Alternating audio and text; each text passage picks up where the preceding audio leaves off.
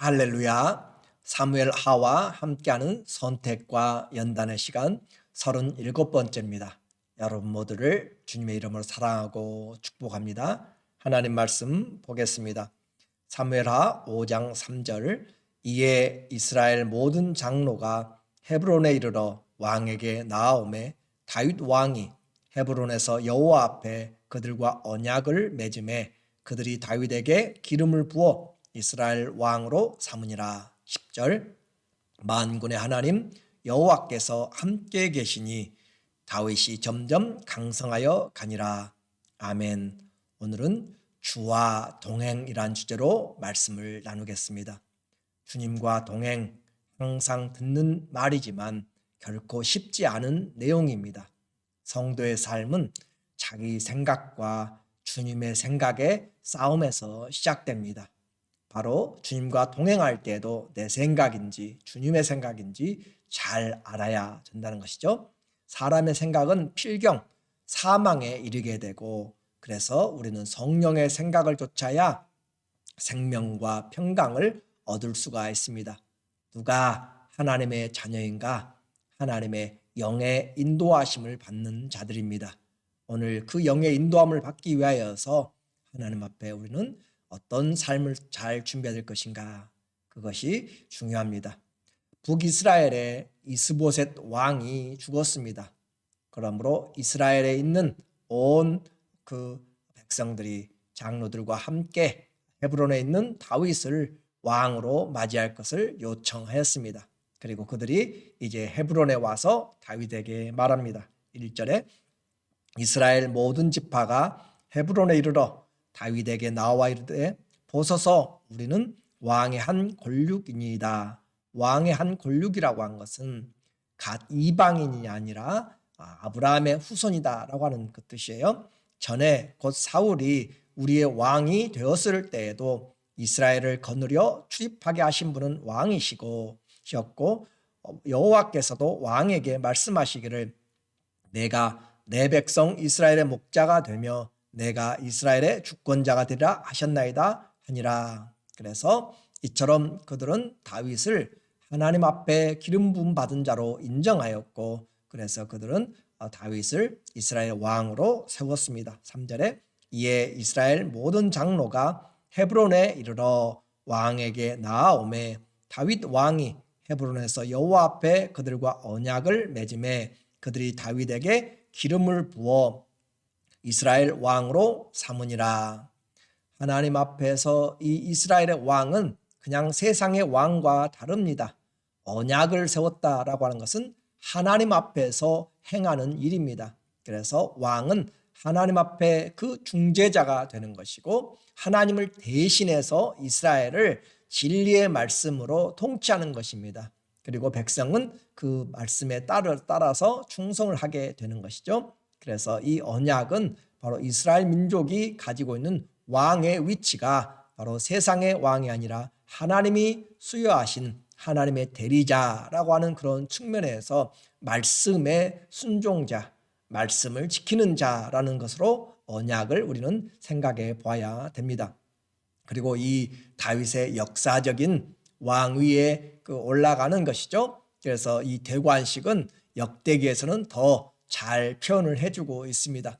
온 이스라엘의 각 지파에서 사람들을 얼마나 보냈는지 그 숫자까지 기록하고 있고, 그리고 그 일을 3일 동안 헤브론에서 축제를 벌였던 것을 우리가 잠깐 살펴보겠습니다. 역대상 12장 39절에 각 무리들이 이제 각 지파별로 왔습니다. 헤브론에 모였어요. 무리가 거기서 다윗과 함께 사흘을 지내며 먹고 마셨으니, 그래요. 성도들의 모임은 축제입니다. 이는 그들의 형제가 이미 식물을 준비하였습니다. 그들이 오는데 미리 준비했다. 음식을 준비했다. 하나님의 나라, 우리는 분명히 먹고 마심은 아니지만, 그러나 우리는 이 성도의 신령한 교제, 코이노니아는 바로 먹고 마심에서 출발하는 것을 알게 됩니다. 또 그들 근처에 있는 자로부터 이사갈과 스불론과 납달리까지 저 갈릴리 지방까지 있는 사람들이죠.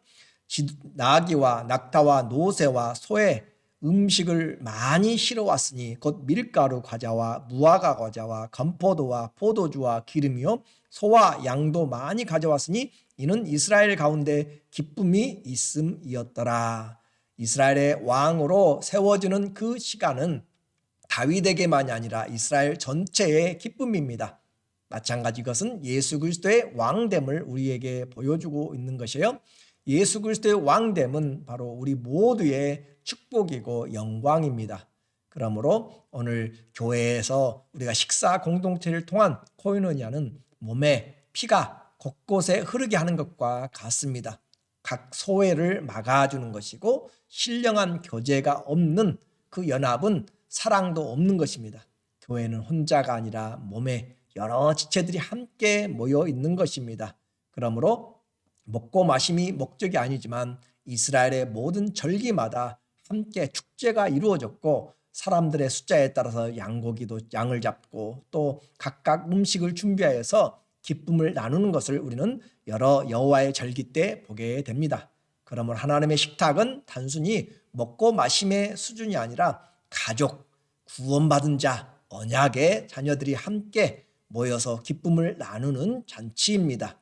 하나님의 식탁, 이것이 바로 새 힘을 얻는 것이고 가족의 은혜를, 하나님의 은혜를 온 가족이 함께 누림으로써 하나님 앞에 살아가는 그런 은혜와 소망의 시간이 이런 교제의 시간입니다. 다윗의 치세는 40년 6개월을 하게 되었습니다. 4년 4절에 보니까 다윗이 나이가 30세에 왕이 올라 40년 동안 다스렸으되 헤브론에서 7년 6개월 동안 유다를 다스렸고 예루살렘에서 33년 동안 온 이스라엘과 유다를 다스렸더라. 이렇게 해서 40년 6개월을 그가 다스리면서 그 시간이 정해진 것, 오늘 우리에게 다윗이 왕 위에 오르자마자 이렇게 시간을 이야기한 것은 우리에게 한 가지 기억을 하도록 하는 의도가 있습니다. 우리의 모든 시간은 기한이 있습니다. 예수님도 이 땅에 오셨다가 아버지께로 떠나갈 날이 기약, 이미 약속이 어포인먼트가 되어 있다는 것이죠. 기약이 되어 있다는 것이에요. 우리의 인생도 다 정한 기한이 있습니다. 그러므로 남은 날을 계수하면서 사는 것은 지혜입니다. 시간이 얼마나 남지 않은 것을 알지 못하면 낭패를 당하게 됩니다. 한 가지 꼭 기억해야 할 것은 그 시간의 주권자가 내가 아니라 하나님이시기에 우리에게 주어진 모든 환경에서 감사하고 사랑하고 또 정신을 차리고 근신하고 기도하며 그렇게 온 힘으로 서로 뜨겁게 사랑하는 것, 이것이 우리에게 주어진 종말의 하나님의 사명이고 일입니다. 이 하나님의 주신 시간들을 우리는 다투면서 싸우면서 시기하면서 나누어지면서 분당하면서 그렇게 보내면 결국 하나님 앞에 합당한 삶을 살지 못하게 되는 것이에요. 우리가 주님과 남은 때를 동행하게 되는 것은 바로 이 우리의 시간을 잘 계산할 줄 알 때 그렇습니다. 우리는 지금 어느 누구보다 주님 앞에 설 날이 가까이 다가오고 있음을 알고 있습니다. 특별히 팬데믹의 이 기간 동안은 어느 누구 가리지도 않습니다. 그렇기 때문에 오늘 우리가 주님 앞에서 올바로 살아가는 이 일이 참으로 귀중한 기회이고 호흡이 있을 이때가 사랑할 만한 때요, 은혜 받을 만한 때요, 구원의 때인 것을 우리는 기억을 해야 됩니다. 그러므로 왕이 이제 된 것으로 끝나지 않고 그는 하나님의 일들을 해야 되는 것이죠. 왕이 된 다윗은 예루살렘을 쳐서 다윗성이라 이름을 바꾸었습니다. 예루살렘은 난공불락의 성, 천연적인 요새로 되어 있어요. 그래서 그곳을 지키는 여부스 사람들이 속담에 이르기를 이 성은 천연적인 난공불락의 성이기 때문에 맹인이 지키고 절름발이가 지켜도 막을 수 있다라고 할 정도로 그런 것입니다. 그런데 다윗이 물이 흐르는 그 수로를 통하여서, 더 구체적으로 하수구를 통하여서 그들을 공격하여서 성을 취하게 되었습니다. 8절에 보니까 그날에 다윗이 이르기를 누구든지 여부스 사람을 치거든 물 깃는 대로 올라가서 다윗의 마음에 미워하는 다리 저는 사람과 맹인을 치라 하였으므로, 왜냐하면 여부수 사람들이 이 성은 우리가 맹인과 또 다리 저린 사람들 절름발이가 지켜도 지킬 수 있다라고 하는 그런 말로 다윗을 모독했기 때문에 그런 말을 한 것이에요. 속담이 되어 이르기를 맹인과 다리 저는 사람은 집에 들어오지 못하리라 하더라. 다윗이 그 산성에 살면서 다윗성이라 이름하고 다윗이 밀로에서부터 안으로 성을 둘러싸으니라. 예루살렘 성을 이제 왕궁으로 전체 이스라엘을 다스리는 수도로 정하고 그 성을 더 견고하게 쌓게 되었습니다. 그런데 이와 같이 이스라엘의 왕이 된 것과 이 여부수 전쟁에서 승리, 이것은 바로 다윗이 능력보다 하나님이 함께 하셨기 때문이다 라고 하는 것을 성경은 꼭 우리에게 짚어주고 있어요. 10절에 만군의 하나님 여호와께서 함께 계시니 다윗이 점점 강성하여 가니라. 만군의 하나님, 모든 군대, 여호바 체바오트죠. 야훼 체바오트, 만군의 많은 무리의 군대의 하나님이십니다. 그 하나님께서 함께 계시니 다윗이 점점 강성하여 지니라. 우리의 힘은 하나님이 함께 하시는 것에서 나옵니다. 하나님이 우리의 힘이 됩니다. 그러므로 하나님이 함께 하시는 인생, 이것이 신앙생활이고 순례의 길입니다. 에녹은 무드셀라를 낳고 300년을 하나님과 동행하면서 살았다고 했습니다. 주님은 새벽 미명에 일어나서 하나님 앞에 먼저 기도하고 아버지의 뜻을 좇아서 아버지께서 주신 말씀을 우리에게 하셨다라고 이야기했습니다. 주님과 동행은 성도의 삶 자체이고 내용입니다.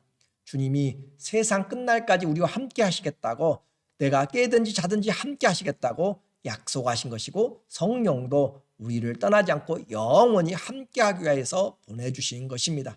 우리가 주님과 동행하기를 원하는 것보다 실제적으로는 하나님이 우리와 동행하기를 더 원하신다는 사실을 우리가 알 때 하나님의 사랑을 알 수가 있습니다. 그러므로 주님으로 우리가 살아야 되는 것이에요. 아무리 내가 세상에서 오래 살고 많은 업적을 남겨도 주님이 세우지 않은 것들은 다 무너지고 헛되고 다 바람을 잡으려는 것 같이, 모래를 움켜잡는 것 같이 다 빠져나가게 되고 아무것도 없습니다.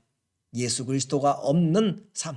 바울은 빌립보서 3장 8절 이하에 내가 모든 것을 다 해로 여기면, 내게 유익하던 모든 것들을 다 해로 여기면 그리스도 예수를 얻고 그 안에서 발견되려 함이니, 예수 그리스도가 우리에게 있지 않냐면 모든 것을 가져도 아무것도 아닙니다.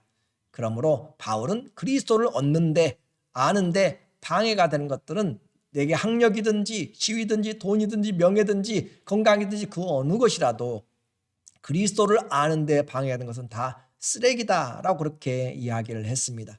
그래서 우리는 인생의 목적이 그리스도 안에서 발견되는 것이고, 그 안에 뿌리를 깊이 내리고 믿음에 굳게 서서 감사의 열매를 맺는 것이 신앙생활입니다.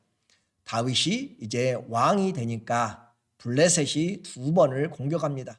왕권의 그 초기 때 흔들어 보려고 대대적인 군사를 일으켰습니다. 그런데 하나님이 승리를 주십니다. 2번째까지 또 공격을 해서 하나님이 승리를 주십니다. 그런데 그 승리하는 그 가운데 하나님과 동행이 있습니다. 9절에 적 블레셋이 침입해 왔을 때 다윗이 기도합니다. 다윗이 여호와께 여쭈어 이르되 내가 블레셋 사람에게로 올라가리까? 여호와께서 그들을 내 손에 넘기시겠나이까? 기도하니 여호와께서 다윗에게 말씀하시되 올라가라, 내가 반드시 블레셋 사람을 내 손에 넘기리라 하신지라. 그렇게 해서 이번에는 올라갔습니다. 그래서 전쟁을 하여서 그들을 이기고 큰 승리를 거뒀습니다. 얼마 후에 또다시 블레셋이 많은 군대를 이끌고 또 쳐들어왔습니다. 그래요, 우리는 육신의 이러한 공격들을, 아말렉과 블레셋으로 대표되는 이런 육신의 공격들이 끊이지 않는 것을 알게 됩니다. 그렇게 공격했을 때 다윗은 또다시 기도합니다. 왜냐하면 하나님이 우리의 힘이 되기 때문입니다. 23절에 다윗이 여호와께 여쭈니 이르되 올라가지 말고, 첫 번째 전쟁에서는 올라갔습니다. 그러나 2번째 전쟁에서는 올라가지 말라라고 주님이 말씀하십니다. 그들을 뒤로 돌아서 뽕나무 숲을 맞은편에서 그들을 기습하되 하나님이 사령관이 되십니다. 다윗이 왕이지만 진정한 이스라엘의 왕은 하나님이십니다. 다윗은 기다립니다. 왕의 명령을 기다립니다. 그렇게 해서 다윗이 하나님의 말씀대로 순종합니다. 24절 뽕나무 꼭대기에서 걸음 걷는 소리가 들리거든 공격하라. 그때 여호와가 너보다 앞서 나아가서 블레셋 군대를 치리라 하신지라. 뽕나무에서 걸음 걷는 소리가 되거든 여호와께서 앞서서 가신다라고 그렇게 이야기합니다. 여호와의 전쟁이다. 하나님이 나가시고 그리고 그 군대는 이제 승리를 쫓아가는 것이죠. 25절이에요. 이에 다윗이 여호와의 명령대로 행하여 블레셋 사람을 쳐서 게바에서 게셀까지 이르니라. 여호와의 명령대로 행하여. 내가 왕이라고, 내가 가장이라고, 내가 경제력이 있다고, 내가 무엇을 결정할 수 있는 자리라고 그렇게 해서는 안 됩니다. 그것은 동행이 아닙니다. 하나님이 왕임을, 하나님이 내 인생의 주 그리고 그리스도가 되셨음을 인정할 때 그리스도와 동행을 하게 됩니다. 동행은 큰 일만이 아니라 작은 일, 사소한 것에서 그리고 나라의 운명을 건 전쟁까지도 하나님께 순종하고 기도하는 것에서 시작합니다. 모든 일을 주님께 묻는 것은 주님과 동행의 기초이고 그것이 바로 지름길입니다. 우리의 남은 인생 주님과 동행하시되 하나님의 성령을 좇아서 행함으로 하나님이 우리와 함께하는 여호와가 우리의 힘이 되는 그런 인생을 건축하여서 주와 동행하였다라고 하는 그런 인생의 삶을 우리가 함께 얻고 간증하면 좋겠습니다. 주의 이름으로 이런 주와 동행하시는 삶이 되기를 축원합니다. 기도하겠습니다. 하나님 아버지, 오늘 다윗이 온 이스라엘의 왕으로 세움받았지만 그 모든 힘은 하나님이 함께 하시는 주와 동행임을 알게 됩니다. 왕이지만 하나님을 왕으로 인정한 것처럼 오늘 우리가 그리스도를 주와 그리스도로 섬기면서 모든 생각을 사로잡아 그리스도에게 복종하게 하고 우리의 모든 행위에도 주님이 함께하여 주심으로 말에나 일에나 예수님의 이름으로 행할 수 있도록 주님 도와주시옵소서. 남은 날을 계수할 줄 아는 지혜가 있어서 우리에게 주신 삶 주님 앞에서 잘 살아가도록 때를 아끼게 하여 주시고 세월을 아껴서 지혜롭게 성령에 충만하도록 주님 도와주시고 사랑하고 또 감사하며 기도하는 것보다 아버지 하나님 앞서지 않도록 하나님 우리의 삶에 은혜를 부어 주시옵소서. 감사하며 예수님 이름으로 기도드립니다. 아멘. 우리의 삶에 우리가 남은 날을 계수하는 것이 인생의 지혜라고 했습니다. 무엇하기 위한 것이죠? 하나님과 동행하기 위한 것입니다. 남는 것은 주님과의 동행입니다. 남는 것은 사랑하고 섬긴 것입니다. 남는 것은 정신 차리고 기도하여서 성령과 함께 동행하는 내용입니다. 이런 축복된 삶을 오늘 시간부터 다시 더 힘을 내어서 하나님으로 힘을 삼아서 살아가시기를 주의 이름으로 부탁하고 사랑하고 축복합니다. 감사합니다.